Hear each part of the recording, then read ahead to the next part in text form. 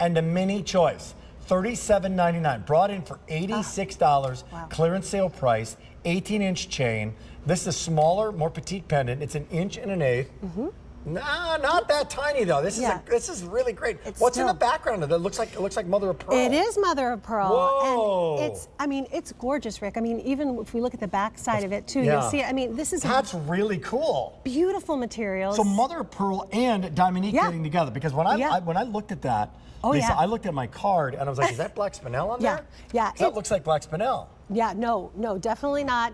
But look, it's like you have your own picture of, framed picture of Mickey and Minnie, that hidden Mickey and Minnie. We love to play up that whole thing. Well, what is that whole thing for people who might be new to it? Yeah, if you're a hardcore Disney fan, when you go to the parks, there's a lot of hidden circles of Mickey and Minnie heads. But it really was something started by the Imagineers. It wasn't anything Walt did at Disneyland when he created the park in 1955. But it's just a fun way for guests to engage while they're at the park, to find the fun. I even find the hidden Mickeys in real life everywhere. Like, I see them everywhere.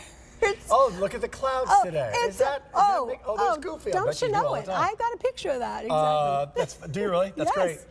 So this is great. So great little gift idea for the Disney fan in your life, but a really unique piece. It is. Not as easily recognizable at first glance. Yeah. But that's part of the point, right? Absolutely. It's a surprise. It's a second surprise. It's like they're peeking out there. Exactly. Peeking out. Yeah. And I love it. This is how I know it's made so beautifully. The bail has got the Dominique on it. I mean, this is a beautiful piece. My friend Tessie, I'm giving her a shout out because she watched this a few weeks ago and she went and bought a couple of these. I said, I love you for getting these. And she loves it. And she wears it. And of course, people are like, that is the coolest thing ever. Cushion frame on it. Yep.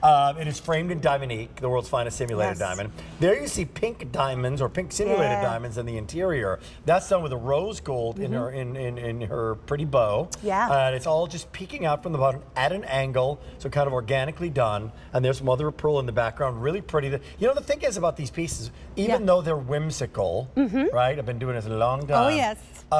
The process of making a piece of jewelry is still very intricate. Absolutely, yeah. And Jack Mel, a lot of your people who create products for you, they're the best of the best.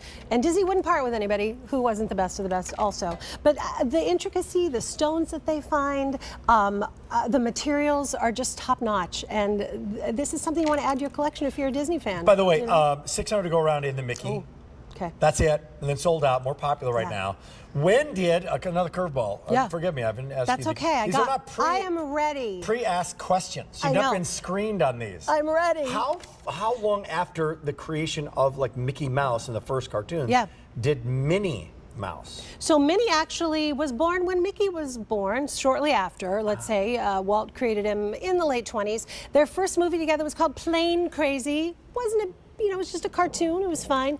But really, they both didn't really land on the map until 1928 when they did Steamboat Willie, which was the big wow. First synchronized sound cartoon, Rick. So that was a big deal. Walt was not only breaking ground with these characters that people love, it was innovation and technology. So you're going to see the movie, and you're watching the cartoon, and in the past, what was it? It was silent, and then you read something like a silent movie? they were silent. You're right, they had music over them, and they had the lines, but it really wasn't until he could sync up the sound.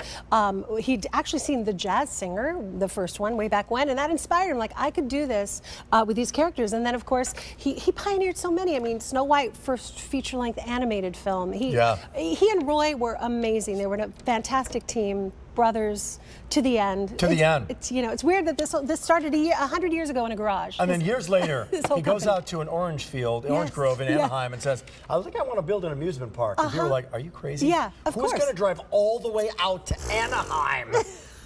And go be on a roller coaster. He's a visionary. A little bit of a visionary, do you think? This is why we have dreamers in the world. J426-599. You're a pleasure. Great job. Thank you, Rick. Great job. You want to pick up the Mickey, you can do that right now. I just finished 3 or 4 shows here at QVC. I just did a show with this guy. Do you know him? His name is Rick. Holy crud, his energy was crazy fun. It was like being shot out of a cannon. Amazing. Anyway, I survived.